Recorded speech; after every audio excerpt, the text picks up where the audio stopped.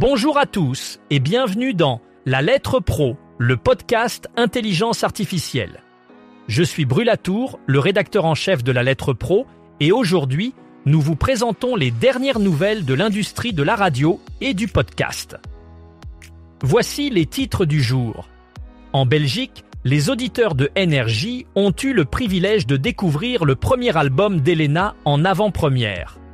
Nous parlerons aussi de la rivalité entre le podcast et la télévision chez les jeunes adultes, ainsi que du portrait de Kevin Lecomte dans le Mag 179. Nous vous invitons à partager votre expertise et vos coulisses avec la profession. De plus, RCF célèbre le Triduum Pascal depuis l'île de Saint-Honorat et nous aborderons pourquoi les jeunes se détournent d'Instagram et de Facebook.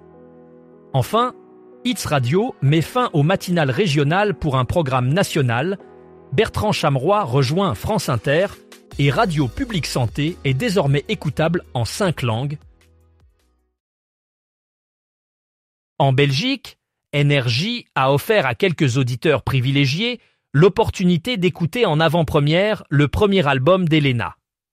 Cet événement s'est déroulé au sein des studios de la station où une vingtaine de fans ont eu la chance de découvrir les 13 titres de cet album très attendu.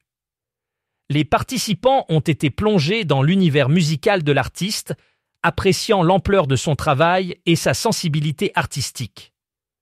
Elena était présente pour partager un moment avec ses auditeurs, répondant à leurs questions et échangeant sur la conception de son album.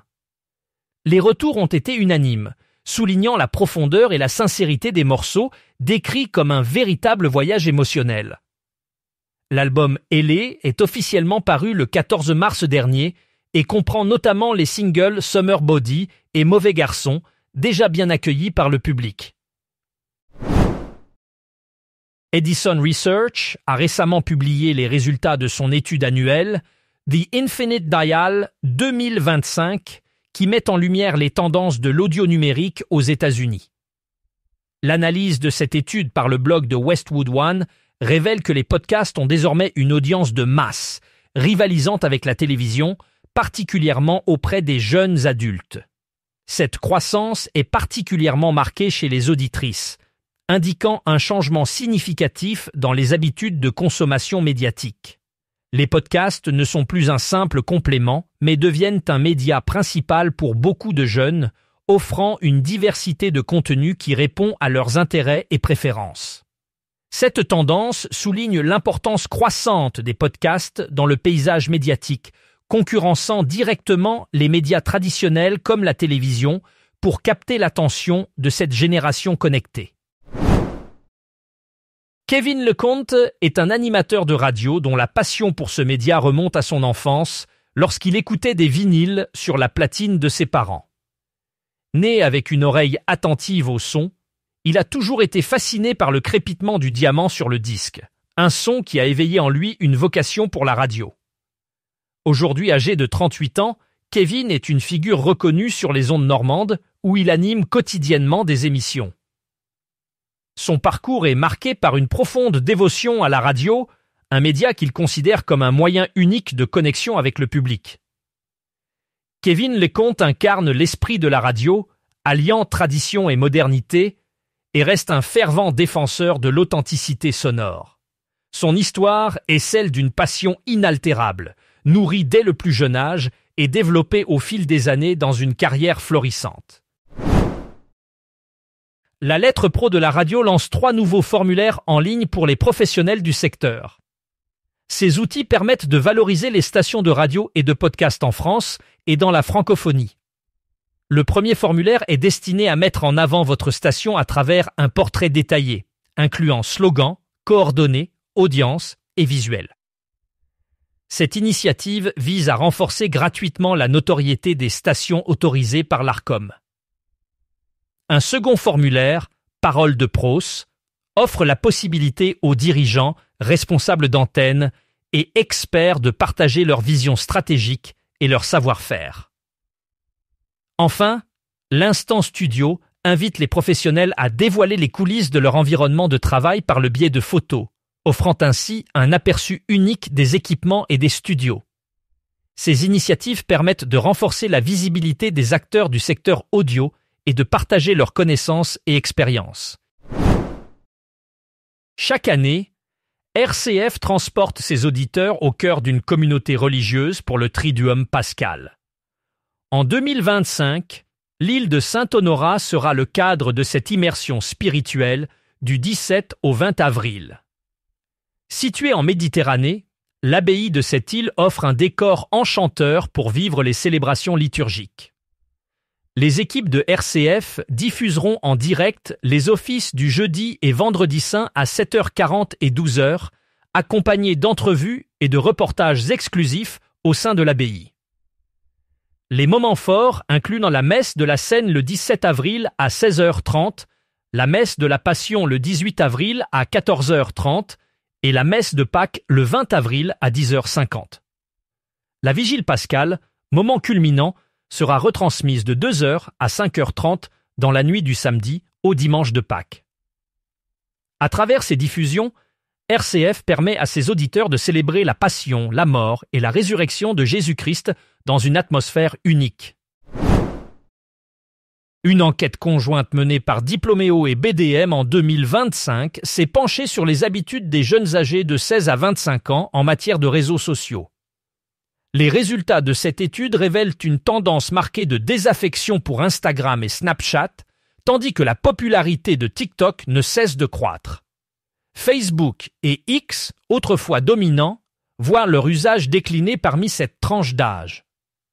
Ce changement s'explique par une recherche accrue d'authenticité et de protection de la vie privée.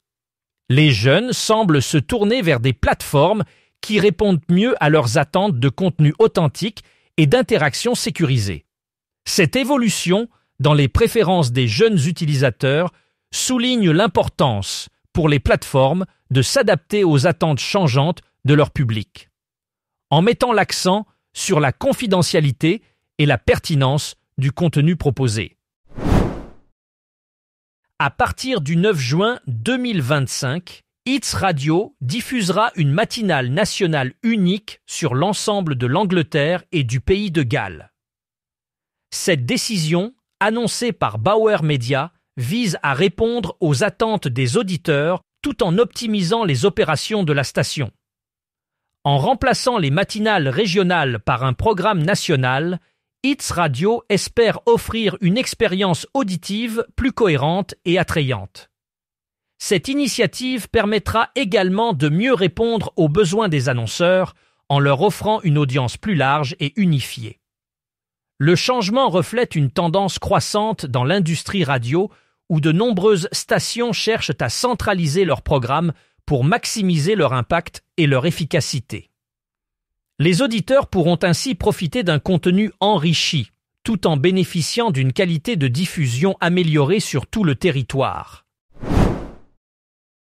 France Inter a récemment annoncé l'arrivée de Bertrand Chameroy dans l'équipe de la matinale 7/10, animée par Nicolas Demorand, Léa Salamé et Sonia De Villers. Bertrand Chameroy, connu pour son humour et son regard incisif sur l'actualité, prendra en charge le billet d'humour de 7h58 durant le congé paternité de Mathieu Noël.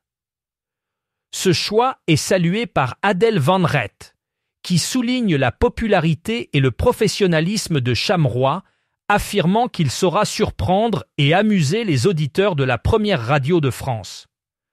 De son côté, Chameroy exprime son enthousiasme pour ce nouveau rôle, tout en plaisantant sur le fait que Patrick Cohen devra désormais le supporter matin et soir.